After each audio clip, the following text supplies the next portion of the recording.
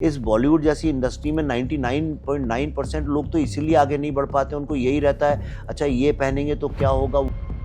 उस कॉन्वर्सेशन से कंट्रोवर्सी ज्यादा हो जाती है। हमारे यहाँ ना एक फेक सूडो सेकुलरिज्म में हम लोग छुप गए हैं और हम रियल प्रॉब्लम्स को एड्रेस नहीं करते। तो जो लोग कहते हैं विरोध करते हैं वो वही लोग हैं जिन्होंने कि इसको छुपा रखा था ट्रूथ को। एक ऐसा भी तबका है जो आपको सपोर्ट नहीं करता है फिल्म इंडस्ट्री में। Truth is the most controversial thing. कभी हाउसफुल बनाने वालों से नहीं कहेंगे कि आप हाउसफुल 1 2 3 4 5 क्यों बनाते। ऑडियंस जो है बड़ी डम्ब होती है, इसलिए इसको डम्ब फिल्में दिखाओ। आप देखिए मेरे जितने इंटरव्यूज वगैरह हैं वही शर्ट आपको बार बार दिखेगी, वही जूता, वही पैंट दिखेगा। मुझे किसी की ओपिनियन भी नहीं चाहिए कि क्या बोलते हैं क्या नहीं बोलते हैं। तो कुछ फिल्म ऐसी जो सिर्फ मैं बना सकता हूँ, मेरे अलावा दुनिया में और कोई नहीं बना सकता। और कोई दोस्त दुश्मन भी बने हैं वैसे? इनको मैं जानता हूँ वो दुश्मन नहीं बने, बाहर दुश्मन हो सकते हैं। I said yes, I'm bloody sure. Yes, I'm talking about Mr. Vivek Agnihotri, who is with us right now. Vivek sir, welcome. How are you? I'm fine, Namita. Wonderful. You are looking very good. Thank you so much sir. जब मैं narrative की बात करती हूँ तो कई बार लगता है कि वॉयलेंस को दिखाने की कोशिश की गई है, और एक ऐसा भी तबका है जो आपको सपोर्ट नहीं करता है फिल्म इंडस्ट्री में।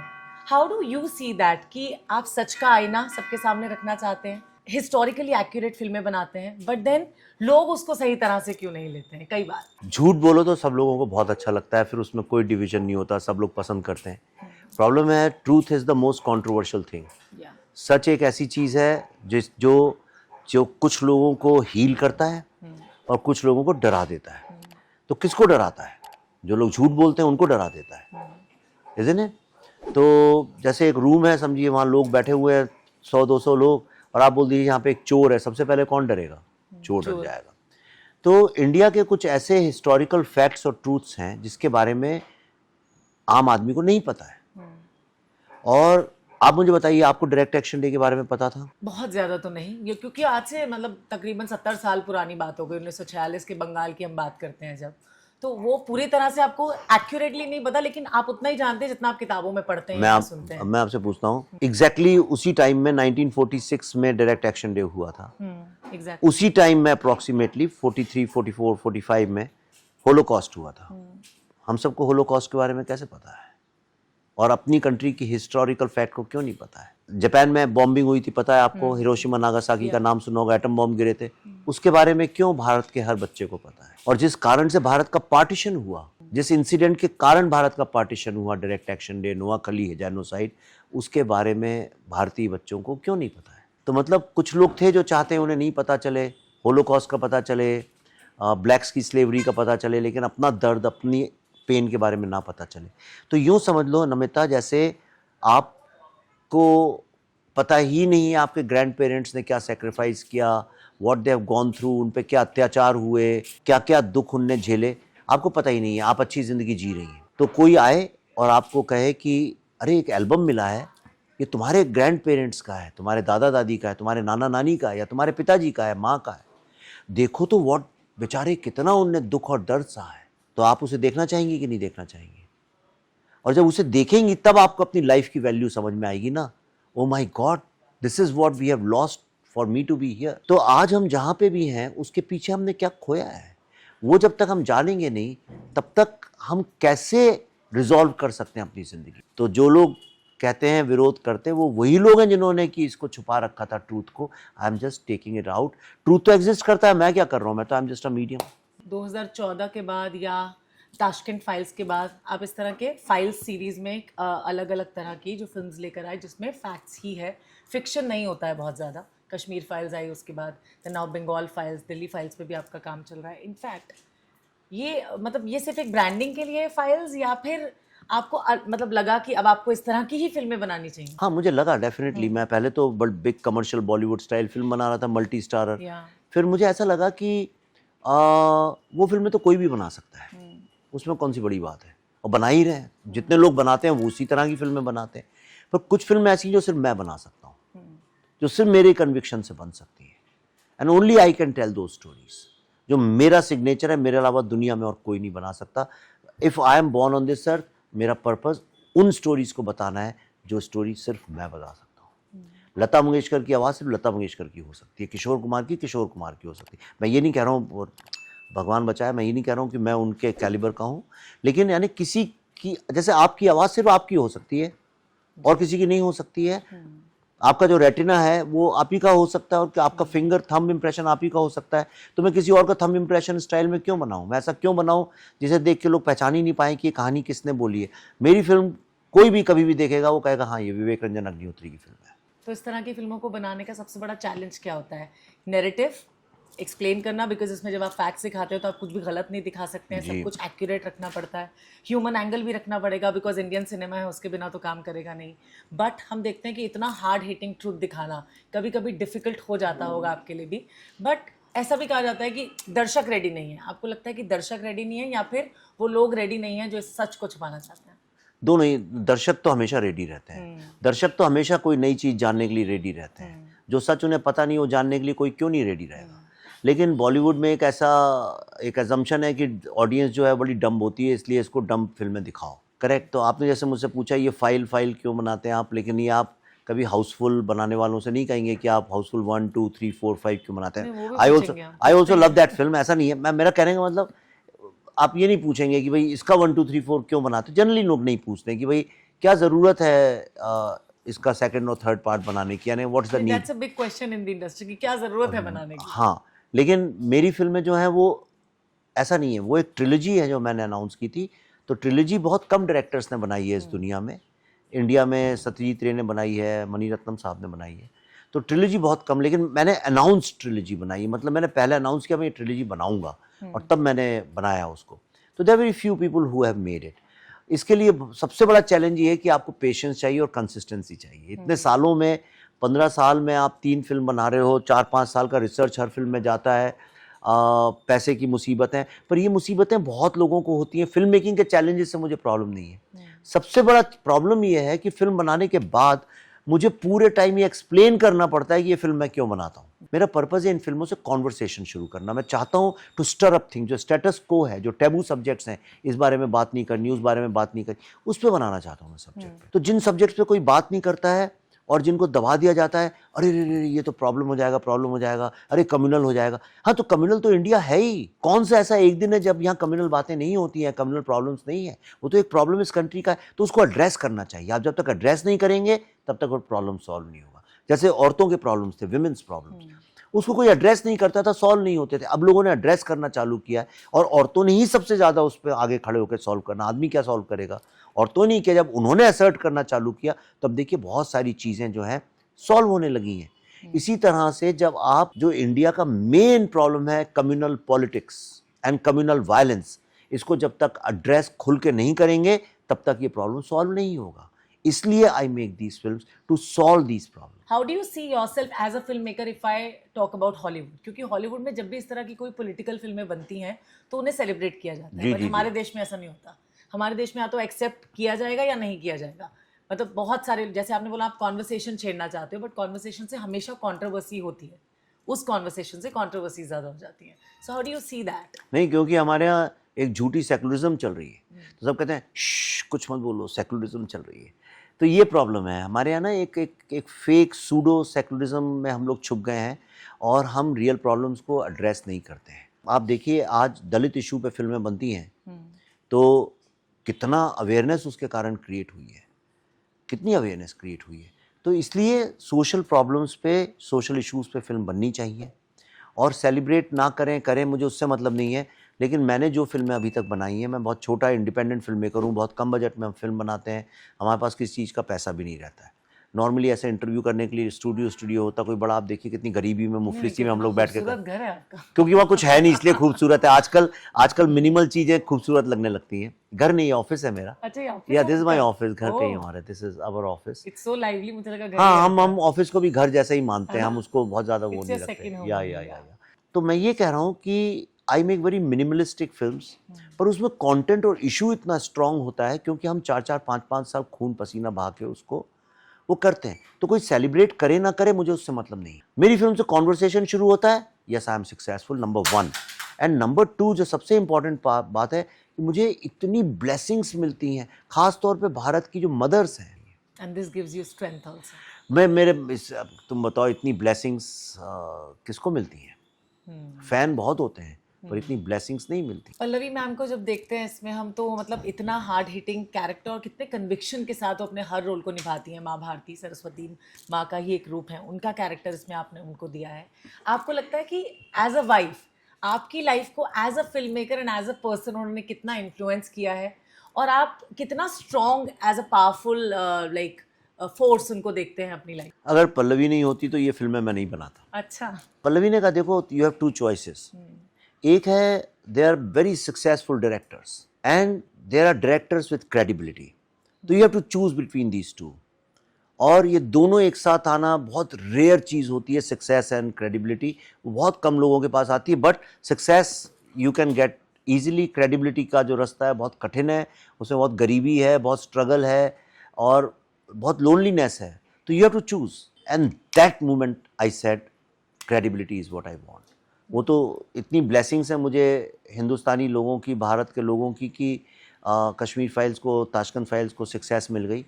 ओके, अदरवाइज अगर नहीं भी मिलती तो मुझे कुछ फ़र्क नहीं पड़ता था, because I was on the path of discovering truth and presenting it to the world. एक वो पल्लवी का एस्पेक्ट है। दूसरी चीज़ ये है, अब ये सब नहीं बोलूँगा कि मेरी बहुत अच्छी क्रिटिक है, ऑब्वियसली होना भी चाहिए, एज अ वाइफ होती है, एज होती है और होना भी चाहिए। क्रिटिक ज़्यादा ही क्रिटिक है एक्चुअली, एज अ क्रिटिक। हाँ, क्या उनके बहुत ज़्यादा comments क्रिटिक रहते है, हैं? बहुत ज़्यादा क्रिटिक है, बहुत पल्लवी के कारण इस फिल्म की मैंने 7 अलग अलग स्क्रीन प्लेज लिखे, ये नहीं वर्जन्स, अलग स्टोरीज। एक दिल्ली में सेट हुई, एक कहीं सेट हुई, ऑब्वियसली एक सेट, एक तो पूरा कोर्ट रूम में हो गया था, अलग अलग तरह से उसका किया, क्योंकि एवरी टाइम शी सेड हाँ बहुत अच्छा है, बहुत अच्छा है।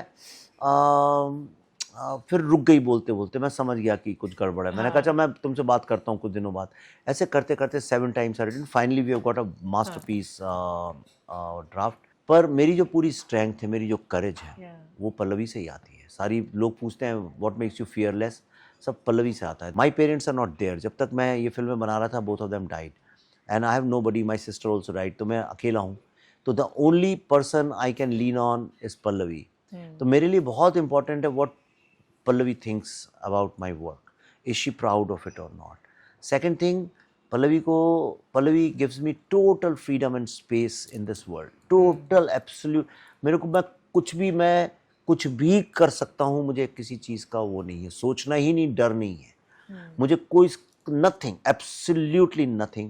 मैं शिव को मानता हूँ एज अ कॉन्सेप्ट, तो if I am Shiva then she is my Durga, she is my माँ काली, that's why she is माँ भारती in this film. तो पहली मुलाकात याद है आपको पल्लवी के साथ अपनी? हम एक रॉक कॉन्सर्ट में मिल गए थे और कई पहले मिलने के कई संयोग हुए थे पहले, but I was avoiding meeting and she was avoiding meeting, इसलिए कि हम अलग अलग लाइन से थे। मैं एडवर्टाइजिंग था, वो टीवी से थी। पर हम जब हम मिले ब्रबन स्टेडियम के पास, वहाँ एक कॉन्सर्ट था, it took half a second for us to connect, और तब से आज तक हमारा वही सुर जो है रिलेशनशिप का मेंटेन्ड है।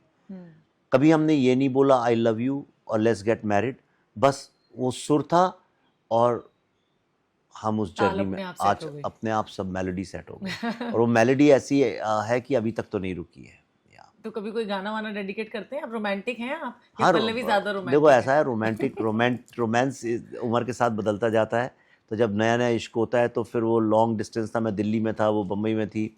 तो फ़ोन पे रात को रोमांस चलता था। एक दिन इतना बिल, लैंडलाइंस होती थी, इतना बिल आ गया कि उसके पिताजी बेचारे गश खा के गिर गए, कहने लगे यार कुछ गड़बड़ हो गया इस बार, MTNL ने हमको गलत बिल भेज दिया 40,000 का, लेकिन वो सारी रात की बातों का था। तो उस उम्र का इश्क अलग होता है, फिर जब बच्चे हो, शादी के बाद अलग होता है, बच्चे पैदा होते हैं तो अलग तरह से इश्क होता है। अभी हम लोग जहाँ पे हैं, वी आर लाइक, मैं सोलमेट्स तो नहीं जानता हूँ, but we are spiritual mates and we definitely are very deeply connected. और ये ऐसे पता चलता है you are deeply connected when you can, after so many decades of marriage, you can sit and have deep meaningful conversations for long hours. पूरी रात cut जाए, you can have deep meaningful conversations. I call them going nowhere conversations. तो इसका मतलब ये है you are very deeply connected. जब Tashkent files आप बना रहे थे, सबसे पहले आपकी फाइल्स सीरीज की जो फिल्म थी, जी, तब उस वक्त obviously you were not a very celebrated film maker, है ना?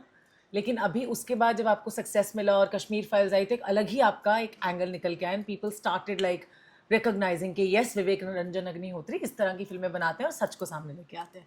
तब किस तरह के चैलेंजेस, और तब आपको डर लगा था कि मैं ऐसी फिल्म बनाऊंगा, क्या होगा, एक्सेप्ट की जाएगी, नहीं की जाएगी, बट सडनली एक बहुत ही सक्सेसफुल फिल्म रही। तो मेरा एम्बिशन भी नहीं है कि सक्सेसफुल होना है, पैसा कमाना है। मेरी कुछ ज़रूरतें मेरी बहुत कम है, सच्ची में बहुत कम है। आप देखिए मेरे जितने इंटरव्यूज़ वगैरह हैं, वही शर्ट आपको बार बार दिखेगी, वही जूता, वही पैंट दिखेगा।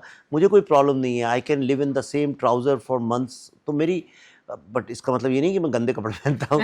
I am that way very very, I am very hygiene, I am very hygiene conscious also. गंदे मतलब नॉट डर्टी क्लोथ। लेकिन मेरी कोई नीड्स नहीं है। मुझे अधिकतर चीज़ें लोग दे जाते हैं तो मैं यूज़ कर लेता हूँ उनको। मुझे किसी की ओपिनियन का भी चिंता नहीं है, मुझे किसी की ओपिनियन भी नहीं चाहिए कि क्या बोलते हैं क्या नहीं बोलते हैं। I just like to be in company of good people with where I can have deep conversations, you know. अभी आप मुझसे डीप करती आइए, आप घंटों बात करिए, मेरे को फ़र्क नहीं पड़ेगा। तो आई वुड लव दैट। सो जब आपकी नीड्स कम होती हैं तो आपको डर भी नहीं होता है। जब सोसाइटी क्या सोच रही है, लोग क्या सोच रहे हैं, मैं ये करूँगा तो वो क्या होगा, वो करूँगा तो वो क्या होगा। इस बॉलीवुड जैसी इंडस्ट्री में 99.9% लोग तो इसीलिए आगे नहीं बढ़ पाते। उनको यही रहता है, अच्छा ये पहनेंगे तो क्या होगा, वो बोलेंगे तो क्या होगा, ये बुरा मान गया तो क्या होगा। तो एवरीबडी इज स्वीट स्वीट, एक झूठ की दुनिया हम लोग बना लेते हैं and nobody is growing in that. So growth is the most important thing. पेड़ को बड़ा होने में कोई डर थोड़ी लगता है, फूल को खिलने में क्या डर लगता है, मछली को स्विमिंग करने में क्या डर लगता है, चिड़िया को उड़ने में क्या डर लगता है। तो इंसान जो सबसे ज़्यादा अक्लमंद है, उसको किस ज़िंदगी जीने में डर क्या है, किस चीज़ का डर है। तो जब आपकी नीड्स कम होती हैं तो आपको डर भी नहीं होता है। जब सोसाइटी क्या सोच रही है, लोग क्या सोच रहे हैं, मैं ये करूँगा तो वो क्या होगा, वो करूँगा तो वो क्या होगा। इस बॉलीवुड जैसी इंडस्ट्री में 99.9% लोग तो इसीलिए आगे नहीं बढ़ पाते। उनको यही रहता है, अच्छा ये पहनेंगे तो क्या होगा, वो बोलेंगे तो क्या होगा, ये बुरा मान गया तो क्या होगा। तो एवरीबडी इज स्वीट स्वीट, एक झूठ की दुनिया हम लोग बना लेते हैं and nobody is growing in that. So growth is the most important thing. इस तरह की फिल्में बनाने के बाद आप खुद को अनवाइंड कैसे करते हो? लाइक ऐसा होता है ना कि आप खुद भी उसके अंदर चले जाते हो, और जब जिस तरह से हम देखते हैं कि जितना अनकम्फर्ट हो जाता है फिल्म को देखने के बाद, क्योंकि कश्मीर फाइल्स से मुझे आज भी याद है कि जब वो फिल्म देखी थी सबने, तो ऐसा था कि दोबारा नहीं देख सकते, या कुछ लोगों को बहुत ज़्यादा हार्ड हिटिंग वो फिल्म लगा था। और the same was with like Tashkent files also. इसमें और भी ज़्यादा होगा। Of course. तो वो एक लेवल अप आप जाते हैं, तो फिर खुद को अनवाइंड करना कितना challenge? I'm a loner. I'm not a very people's person. मेरे कोई दोस्त भी ज़्यादा नहीं, बचपन के दूसरी तीसरी क्लास के 3-4 दोस्त हैं, बस वही हैं, और मेरे कोई दोस्त भी नहीं है ज़्यादा। और कोई दोस्त दुश्मन भी बने हैं वैसे? मेरा जिनको मैं जानता हूँ वो दुश्मन नहीं बने, बाहर दुश्मन हो सकते हैं, तो मुझे पता नहीं है। अभी अब फिल्म को प्रमोट कर रहे हैं तो पब्लिक के बीच में हूँ और बहुत हैसल भी हूँ, थोड़ा चिढ़ भी जाता हूँ कि मुझे नहीं पसंद है ये सब, मीडिया से बात करना पड़ता है, वो सब करना पड़ता है। लेकिन जब मैं बाहर निकलता हूँ इससे, अब जैसे ये फिल्म 5 को रिलीज़ होगी, उसके बाद मैं अपनी फिल्म कभी नहीं देखता हूँ। आपको पता है, मेरी फिल्म रिलीज़ होती है, उसके बाद मैं दोबारा कभी देखता ही नहीं हूँ उसको। Why? Reason? मैं मुझे ना गाने याद रहते हैं, ना कैरेक्टर्स के नाम या, मैं अगर उसे डिलीट नहीं करूँगा तो मैं पागल हो जाऊँगा। It haunts me for 5 years, this subject has been haunting me. I can't sleep. मैं 4-5 घंटे सोता हूँ, कैरेक्टर्स आ जाते हैं, प्रॉब्लम्स आ जाते हैं, इतनी सारी वो मेमोरीज हैं। I will go insane, I will go crazy. तो आई हैव टू डिलीट। तो मैं पूरी तरह जैसे फाइल को हार्ड डिस्क में पूरी तरह डिलीट कर देते हैं। कहता are you sure you want to delete? I said yes I am bloody sure, talk and over. Bollywood में भी इस तरह के सब्जेक्ट्स हैं जिन पर फिल्में ऑब्वियसली बनती भी आई हैं, लेकिन और भी हार्ड हिटिंग बन सकती हैं पूरी तरह से सच को सामने लाने के लिए, द डार्क सीक्रेट्स। तो उन पर कभी आपने सोचा ऐसी कोई फिल्म लेके आए? नहीं, मैंने बनाने को तो बड़ा इंटरेस्टिंग सब्जेक्ट है, लेकिन मैं नहीं सोचता। पर मेरे दोस्त हैं मधुर भंडारकर, वो बहुत अच्छी फिल्में बनाते हैं इसके ऊपर। उन्होंने पेज 3 बनाई थी, फैशन बनाई थी, माइंड ब्लोइंग फिल्म बनाई थी उनने। और अभी वो फिल्म बना रहे हैं बॉलीवुड वाइफ्स के ऊपर, और अभी वो उनकी शूटिंग चल रही है। और वो बड़ी डार्क सीक्रेट्स निकाल निकाल के लाता है मधुर, और बड़ी अच्छी फिल्में बनाता है। और मुझे ऐसा लगता है कि वो जो पेज 3 थी, उससे ज़्यादा उनने बड़े स्केल पे फैशन, बड़ी हार्ड हिटिंग फिल्म बनाई थी। और उसमें कंगना और प्रियंका के बहुत अच्छे रोल्स थे, बहुत अच्छे परफॉर्मेंसेस थे, नेशनल अवार्ड भी मिला उन लोगों को। और मेरे को लगता है with Bollywood wives he will make a definitely much much better film. तो वो मधुर का डिपार्टमेंट है, let him handle this, let me handle the political truths. Bengal file से भी लगता है एक और नेशनल अवार्ड आएगा आपकी खातिर? उसके लिए नहीं बना रहा हूँ, आ जाए तो किसको बुरा लगता है। लगे हुए हैं 2-3 वहाँ पे, तो और लग जाए एक तो अच्छी बात है। लेकिन उससे क्या फ़र्क पड़ता है? फ़र्क इससे पड़ता है कि आप अगर फिल्म देखें और आपको कुछ नया जानने को मिले, और आपकी थिंकिंग में, आपके इमोशंस में थोड़ा सा चेंज हो, I think that is the biggest award. और कुछ नहीं है, बाकी सब दिल को बहलाने के लिए गालिब ख्याल अच्छा है। How would you want people to remember you as a person, as a film maker और as a whole? I don't want people to remember me. Why should they remember me? आप जब ये कप आपने पकड़ा है हाथ में, do you care ये किसने बनाया है? कप अच्छा होना चाहिए। आपको इससे क्या फ़र्क पड़ता है कि मेकर कौन है? ज़ेन में एक बड़ी अच्छी सेइंग है, which is the best tea cup? The best tea cup is जिसमें से उसको बनाना कुम्हार होता है ना, पॉटर, जिस टी कप में कुम्हार की उंगलियों की खुशबू ना आए, राइट? तो how does it matter? I don't want people to remember me as anything, I want people to remember the films I have made, they have to remember the creation, not the creator. अब भगवान है या नहीं उससे क्या फ़र्क पड़ता है? जो भगवान का बनाया हुआ क्रिएशन है उसमें हम कैसे जी रहे हैं वो ज़्यादा इम्पॉर्टेंट है। भगवान का नाम लेने से क्या है, वो दिखता दिखता तो है नहीं। तो इसी तरह से क्रिएटर दिखना ही नहीं चाहिए, क्रिएटर गायब होना चाहिए और क्रिएशन दिखना चाहिए जो हमारे चारों तरफ है। Thank you so much, Vivek sir, for talking to us.